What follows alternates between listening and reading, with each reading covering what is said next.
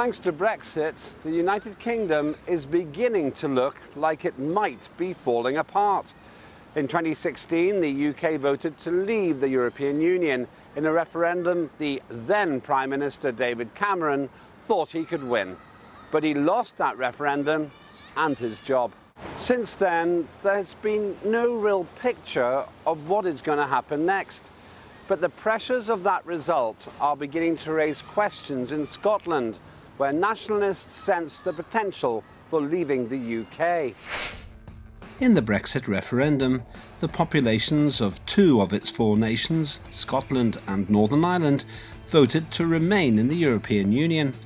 Since then, Britain's government has ended up splitting down the middle, as political parties fight each other and themselves in failed attempts to find a way forward. So far, in terms of actually leaving the EU, nothing practical has been achieved, with politicians and national unity feeling the strain. The Scottish Government has said Scotland should at least remain within the European single market and customs union. They believe this is best for the Scottish population, with better opportunities for wealth and economic stability. If Scotland were allowed back into the EU economic zone, but England were outside, then new customs controls and product checks might be required on goods crossing the Anglo-Scottish border. However, there are many who still feel that there should be another independence referendum, and they have demonstrated in Edinburgh and also in Glasgow. Is it democratically acceptable to have two independence referendums within a short space of time of each other? And can Scotland even afford to become independent, or does it get too much money from Westminster? Simple questions with important answers. So let's start with this. Does Brexit actually justify a new Scottish independence referendum? We put that to the public in Scotland and here in London. This is what they said. I don't think so. I understand that people in Scotland did vote for both, in a large part, independence, but also substantially for staying inside the European Union. But so did lots of parts of England, and they won't have that same opportunity. I've been living with some Scottish flatmates has got basically both opinion. Having another chance for a poll could be probably nice to have for them, I think. Yeah, I think they should, because in their independency, if they want to leave, then they should, because if they want to stay in the European Union, they just should, because even though they're in the United Kingdom, they should have their own rights to do what they need to do. Well, I don't know about justifying it, but if I was Scottish, I would think absolutely, because the British Parliament made such a mess of things that, yeah, I would say give us independence. But as an English person, I would say please stay. I believe that it does, just purely because Brexit has had such an impact on the way that the whole country sees itself, and I think the way that it's gone on suggests that things aren't right now. Of course, Brexit is a change of circumstance. The people of Scotland in 2014 voted for Scotland to be a member of the European Union and a member of the United Kingdom. So a new referendum is justified, in my opinion. England is trying to pull Scotland out against its will. 63% of Scotland voted to remain in the EU, and we want to remain in the EU. We feel European. Yes, in a way, but then the way we've been messed around, whether Brexit happens or not, we are getting mucked around, we have no voice. So, yes, in a way, but the way we've been messed around, whether it happens or not, we have to have independence. You know, we have no say. If it doesn't happen, it's not up to us. Well, presuming that Brexit actually finally happens, I would argue no. The Scottish people voted by a majority to remain a part of the United Kingdom. So whether the UK stays in the European Union or finally leaves the European Union, the point is that Scotland remains an integral part of Great Britain and Northern Ireland, although of course with its own devolved government. So that's the key issue, and this is the most important single market that exists for the Scottish people.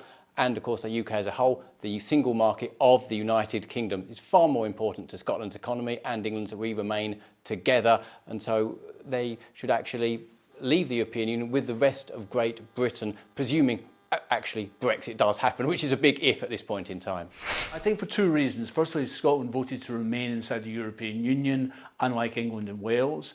And it's the wish of the Scottish Government to be part of the negotiating process over Brexit has been ignored by Theresa May. First reason. Second reason as well, the inability of Westminster to deal with Brexit, to come to a solution, throws into light exactly what is wrong with Westminster, exactly what's wrong with the British political process.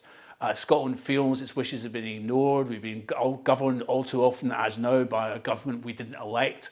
But this is now showing up a real crisis at the heart of the British political system. And I think that's important to understand. The support for independence isn't just a question of some sort of moral feeling or some gut feeling. It's flowing as well from a crisis of the British state, the relentless decline of the British state. And Brexit is the latest, quite dramatic chapter of that. Scotland's exports go largely to the United Kingdom, and the UK gives Scotland access to international bodies. There's also no guarantee an independent Scotland would be able to become a member of the European Union. So should Scotland remain in the United Kingdom, even if Brexit happens and the UK leaves the European Union? We invited the public to comment. Well, to some extent, that's up to Scotland to decide. I think there are arguments both ways, but I'd be very much in favour of Britain staying Britain and Scotland staying part of the UK myself. We have been through 2 years now, 2 years of impasse. I think the process of independence will take even longer, and will have several implications, I mean, from economics to even to the everyday life. I think they should because they need their own rights. So even though Britain provides them a lot of things, I think that they could start up their own things that they need.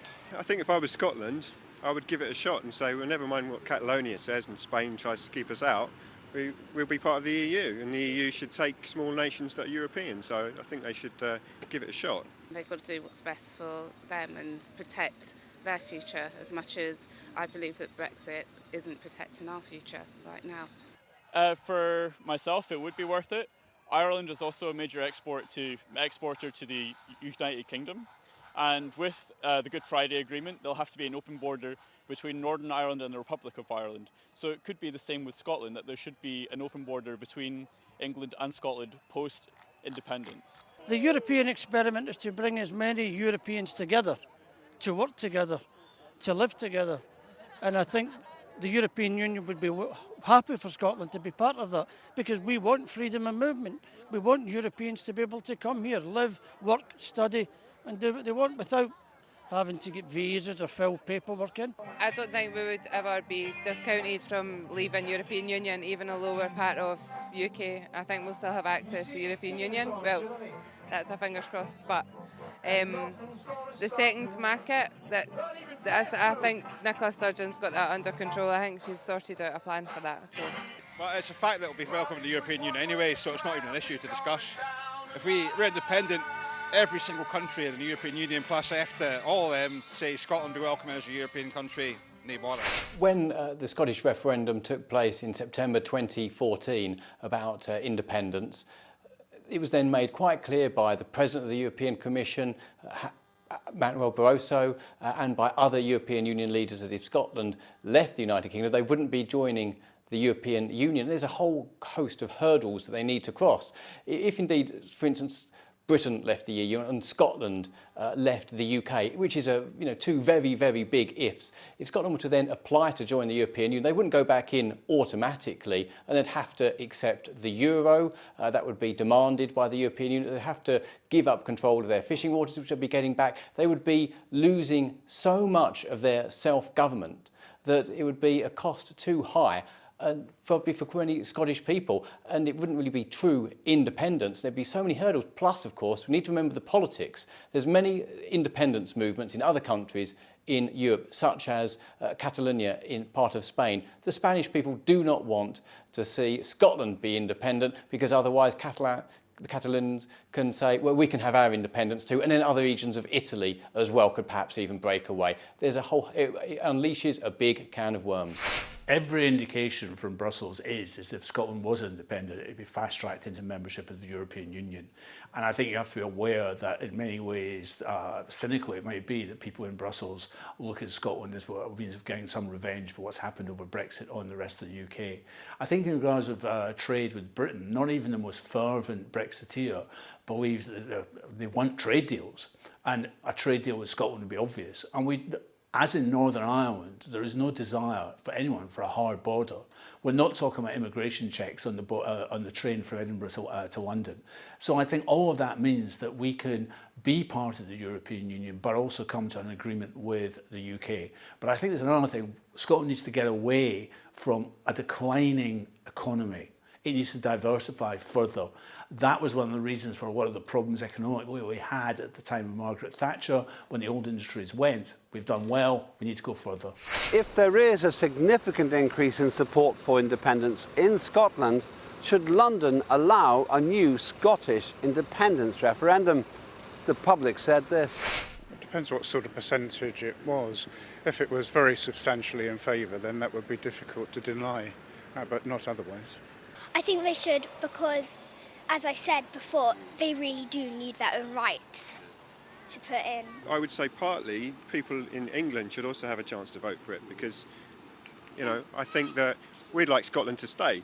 It's about what the people want, right? And if the people have said that they want to do something different and they believe it's going to protect their future and their kids' futures, then... I'd say it is the democratic right of the people of Scotland, if they do wish in a legal referendum supported by Westminster, and they vote yes in that referendum, then of course they should be allowed to become an independent state. Westminster did not ask the EU, can we have a referendum to leave the EU?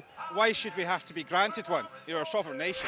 It is down to the government and the House of Commons and the House of Lords, the Westminster Parliament, to actually decide whether a referendum can take place in Scotland. This is what's known as a reserved power that's kept back within Westminster. They granted a referendum before, and they were told that this was a once-in-a-lifetime decision. Everybody said that on all sides of the referendum debate. It wasn't that if you vote one way, don't worry, have another vote in a couple of years' time. They said this was a final decision on Scottish independence for a generation. So that should be respected. And at this moment in time, a majority of Scots don't actually want another referendum. Of course, if there was overwhelming support for it many years down the line, then that needs to be considered. But we can't have this never-endum where there's constant votes, and if one side doesn't get what it wants the first time around, they'll ask for another again. Maybe in a generation's time if there's still support, but at this moment in time, no, we need to respect the first referendum. Well, I think it has to consider the support of the Scottish population in terms of opinion polls, but also in consecutive elections. I mean, you know, the Scottish National Party have been in government now for well over a decade. They win the majority of seats now at Westminster. All of that gives them the right to call a referendum. Now, this is not something which is done lightly, as we've discussed. It's in the context of a Brexit crisis and the fact that Scotland voted to stay inside the European Union, and that has not been part of the taken into account by the Theresa May government in the negotiations over Brexit. So in that position, I think if Westminster, a British government, was to veto a second referendum, it would cause a crisis, certainly in Scotland, but on a wider scale. I also think if there was a general election in the UK, which must be likely, if Jeremy Corbyn was elected, whether as a majority or a minority government, I don't think he would take that position. I think he would grant Scotland that referendum. Let's look at the facts. In a referendum in 2014, Scots rejected leaving their 300-year-old union with England and Wales by 55% to 45%.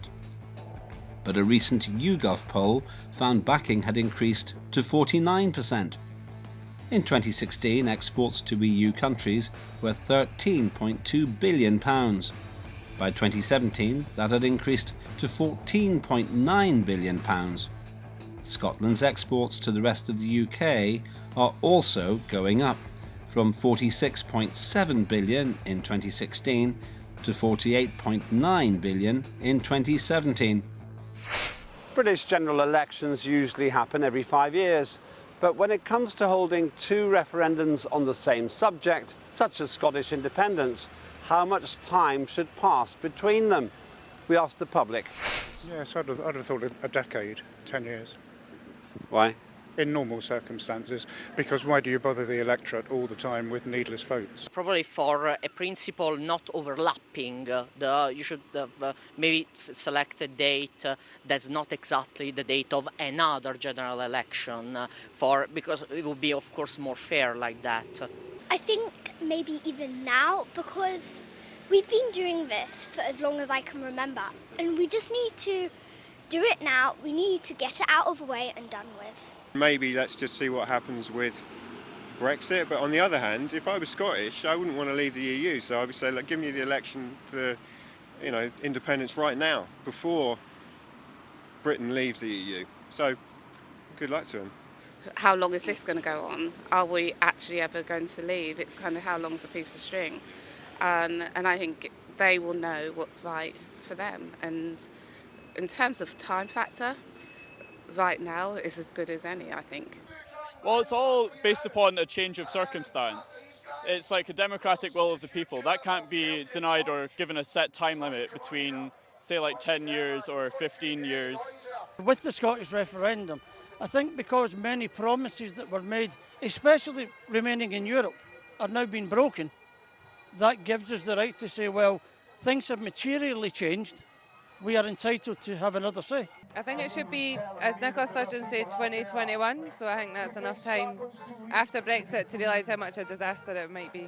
Well, a lot has changed astronomically in the past 5 years. I mean, that's like a generation's worth of change in 5 years, so we're justified, even only 5 years after our last referendum, to have on this time. In any other circumstances where nothing was fundamentally changed, like Brexit, for example, and the crippling austerity from the Tories, carrying on and destroying lives, it's more of an urgent matter now.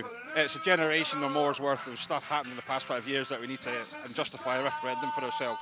It's an interesting point you mentioned, the general election, because the 2017 general election was seen very badly for the Conservative Party, the Conservative and Unionist Party, the governing party of the UK. Actually, they took back seats in Scotland and showed that there was actually many unionists out there who were prepared to vote and go to the ballot box, and it really did take the shine off the SNP's calls for independence. But there should be many years between referendums. It was divisive the last time. It was engaged Scotland. It was a very interesting time to be in Scotland at the last referendum because everybody was engaged in the debate and it was all-encompassing across the nation. It had the highest turnout. More than 80% of people turned out to vote. The queues were enormous. Their votes should be respected. They've had their discussions. They've had their say on it. Let's respect what the people said.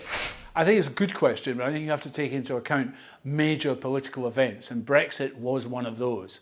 The strange thing was, if you remember, in the independence referendum of 2014, we were told by then European Commissioner Barroso that Scotland would not be allowed to stay inside the European Union. That was fairly laughable. We were then told that, in the referendum, that the only way to, in the independence referendum, the only way to stay in the EU was to vote no to independence. Now it transpires the only way we think we could get to stay in the European Union is actually by being independent.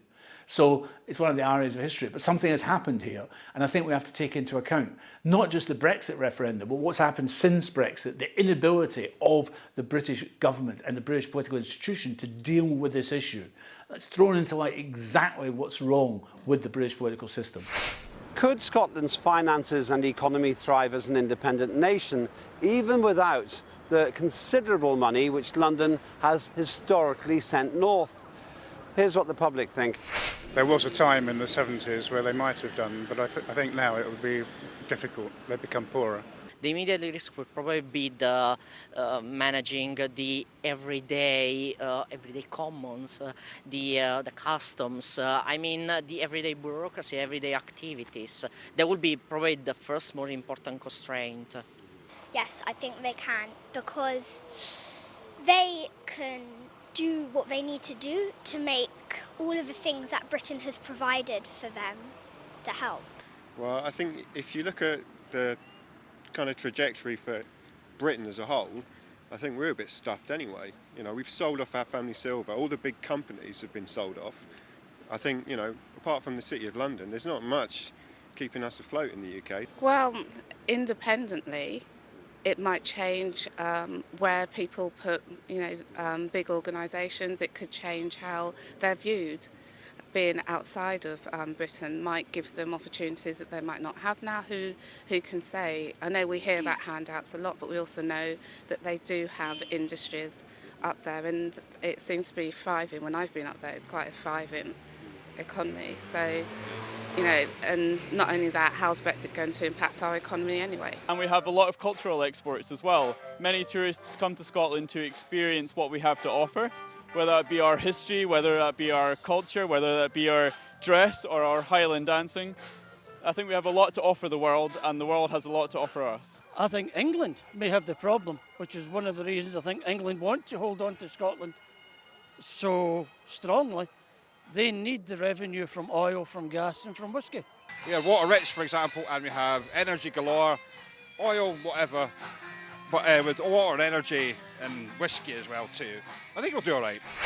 Well, of course, from Scotland, the financial issue is important because Scotland does actually receive a lot of money from the United Kingdom under the Barnett formula. It actually receives more than what it puts in, and the finances of the UK are skewed in favour of Scotland to give them as much as possible. And there is also an interesting factor, is that Scotland did become independent. They need to decide what currency they would have. Would they have the euro, the pound, invent their own currency? At which point many banks are likely to leave Scotland to be within England or the remainder of the United Kingdom to have financial protections because of schemes that exist to protect bank deposits. So there could actually be some really big financial risks if Scotland were to go independent, and it would lose a lot of money. And the case for Scottish independence was made on that oil would be coming out of the North Sea and would be over $120 a barrel. It's since collapsed and went below 50. It's now picked up a bit. But at the moment, the economy of the United Kingdom and Scotland and England, we're all better actually together. That's what we'd like to think. And there's a lot going for us if we work together with, of course, devolved government in Scotland where they can do their own thing where they feel fit. Yes, and Scotland is third, fourth richest area of the United Kingdom. It's not poor. It has huge resources. It's moving towards being 100% reliant on renewable electricity. It has immense resources, including water, which, for instance, we might be exporting at some future point given climate change to England. We've got huge knowledge of underseas technology because of North Sea oil. I'm not going to talk about the oil. We've got fantastic universities, which are major centres of learning. We're linked into Europe. We could develop our infrastructure so much more if we were independent, but we have big advantages. I've got graduates, we've got people from Europe and beyond who want to come. One of the things I would like to see in an independent Scotland is, while the rest of the UK is shutting the doors to people from outside its borders, we would be a welcoming place for people to come to study, to work and learn. And people like Scotland. They like going there, they like living there, studying there, working there. I think would be a big advantage. Nicola Sturgeon, Scotland's First Minister, has said she wants to hold a second referendum on Scottish independence by 2021 if the country is taken out of the EU. She wants to set the timings for that process now. But she also admitted she would need the agreement of the UK government before actually holding a referendum. As the United Kingdom remains paralysed by the European Union debate, Scottish nationalists see an opportunity to put the question of independence to the Scottish people once again. Whatever resistance to the idea might exist here in London, the fact is that British politics is splitting along new lines. It could be that these strains caused the country to split as well. Thanks to Brexit, the United Kingdom has never seemed so disunited.